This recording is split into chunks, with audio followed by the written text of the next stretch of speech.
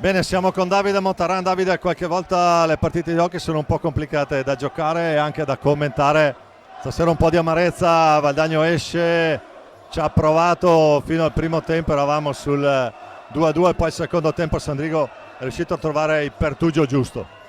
Sì, noi penso che stasera non abbiamo avuto una buona gestione della partita.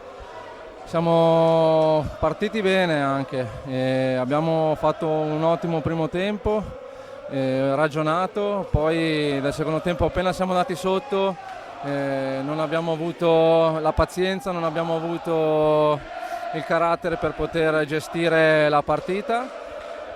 Vuoi anche un po', forse per inesperienza, mala gestione comunque della partita questa c'è stata, perché sennò il risultato sarebbe stato diverso. Io devo fare comunque un plauso a tutti i giocatori, perché anche se la partita è andata male abbiamo lottato fino in fondo, l'impegno è stato massimale, però capitano anche queste serate qui. Intanto grazie intanto per essere venuto comunque qui, perché le interviste del dopo partita qui sono forse più complicate della partita stessa giocata.